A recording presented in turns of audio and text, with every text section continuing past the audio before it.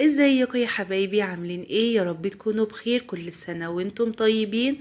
النهاردة ان شاء الله هنعمل وصفة خطيرة خطيرة خطيرة بدبابيس الفراخ. معانا كيلو دبابيس فراخ مقطعاهم كده زي ما انت شايفة. طبعا غسلتهم كويس جدا وحطيت عليهم ليمون. بطاطس مقطعاها بالشكل ده. تمام. مقطعها طولي كده باشكال طولية. طماطمايه مقطعاها طرنشات. طرنشات كده اللي هي برضو ايه، طرنشات رفيعة كده. الكبة فيها بصلاية متوسطة. 3 فصوص توم. فلفلاية خضرة ضربتهم في الكبة. كله كده على بعضه على الدبابيس، بجد مفيش اسهل من كده. البهارات ملح وفلفل. ال7 بهارات وبهارات فراخ وكركم وبابريكا وقرفة وكزبرة ناشفة ومرق الدجاج.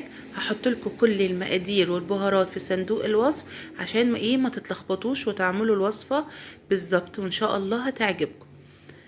تمام. هنحط نص زبدية والنص التاني هسيبه كده على جنب، لان هعمل بيه حاجة في الاخر في الوصفة. تمام. نص زبدية بس كده. كل حاجة على بعض. الأكلة دي تقدري تسميها الأكلة السريعة المنقذة يعني. سهلة قوي. كيس صلصة.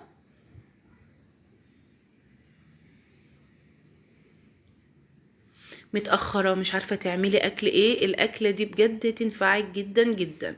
صحيتي من النوم متأخر، خلاص الوقت أزف والفطار بقى في رمضان وكده. الأكلة دي يا جماعة والله أخدت مني بالظبط يعني 3/4 ساعة أو أقل كمان.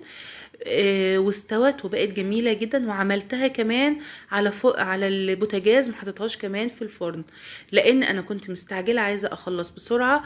فقمت قايلة ايه، احطها على البوتاجاز، والبوتاجاز بصراحة بينجز يعني.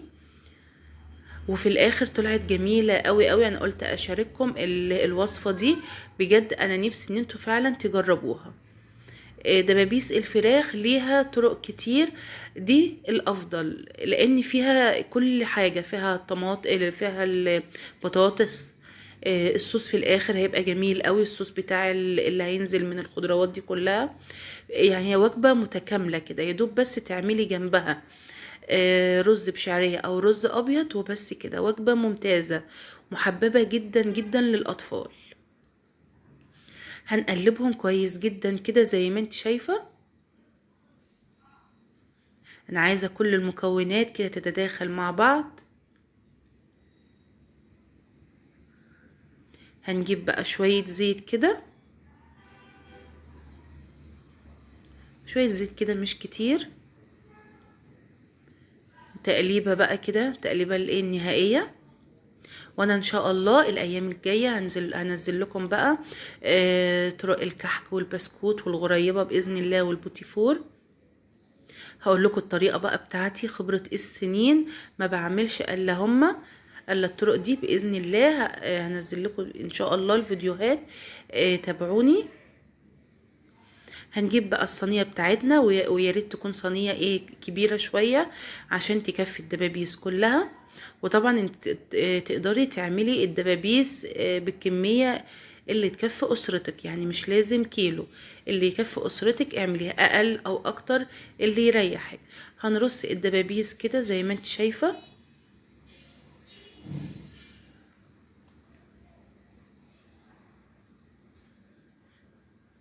بجد شكلها حلو قوي قوي قوي، شكلها حلو كده من قبل اصلا ما نسويها. بجد حلوة جدا.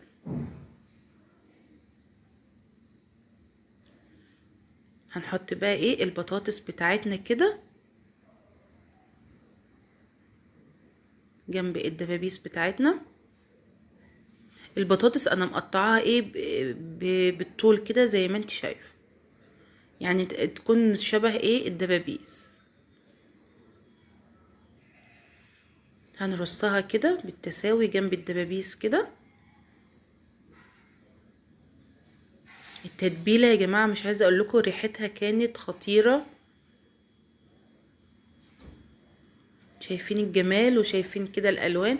الكركم بجد بيخلي لون الفراخ حلو قوي. انا ما استغناش بصراحه عن الكركم في اي تتبيله للفراخ، دايما مدخلاه في معظم تتبيلات الفراخ. لان بجد بيدي طعم ولون حلو قوي. نجيب بقى نص الزبدية اللي انا سبتهم على جنب. ايه، هحط الزبادي كده على التتبيلة اللي متبقية دي. تمام اهو. هنقلبها كده كويس لحد الزبادي ما تدوب خالص كده. تمام زي ما انتوا شايفين كده بالظبط. ولو عجبك الفيديو يا ريت لايك عشان القناة ان شاء الله تكبر بيكم بإذن الله.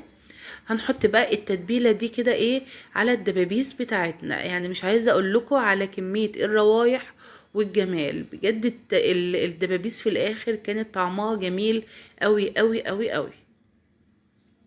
هاتوا يلا بسرعة دبابيس واعملوها على طول.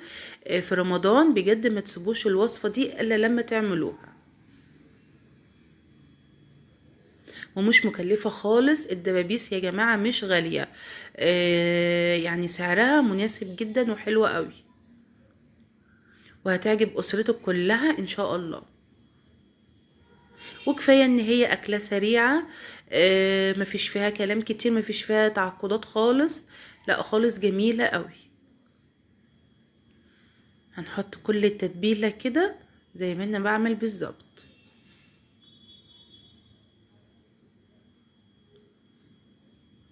شايفين الجمال؟ شكلها حلو قوي قوي.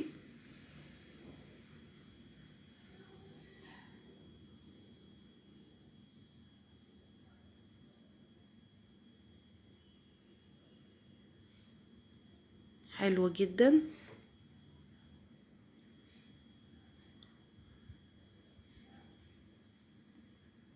والتتبيله دي بجد حلوه قوي قوي. حتى لو فراخ عاديه، مش شرط تكون دبابيس.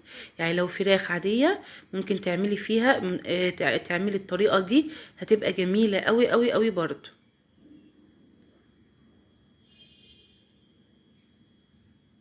هنوزعها بقى ايه كلها كده على الدبابيس.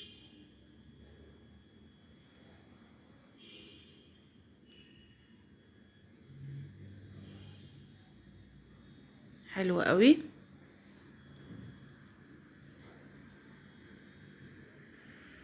حابه تدخليها الفرن براحتك خالص. اهو ده المنظر النهائي بتاعها بعد ما حطيت التتبيله بقى والبطاطس كل حاجه تمام.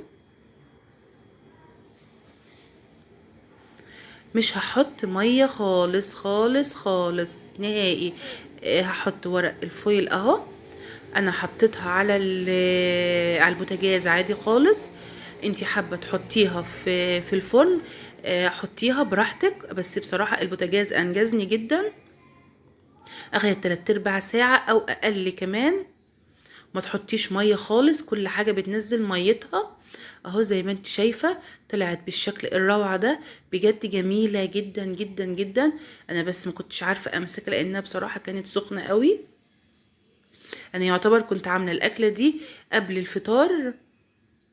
يعني ما فيش، يعني كنت يومها متاخره فعملتها يعني قبل الفطار كده بساعه. فساعتها الوقت بقى احنا كنا خلاص المغرب اذن. كانت سخنه جدا. انا بصراحه ما كنتش عارفه امسكها، بس كنت عايزه اوريكم برضو هي من جوه مستويه ازاي.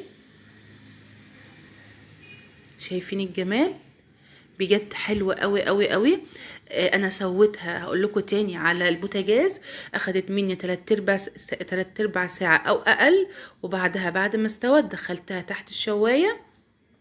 اخدت لون بس كده. انتي حابة تحطيها في الفرن حطيها عادي جدا، بس الفرن يكون سخن درجة حرارته 200. حطيها في الرف الاوسط، مش هتاخد وقت خالص.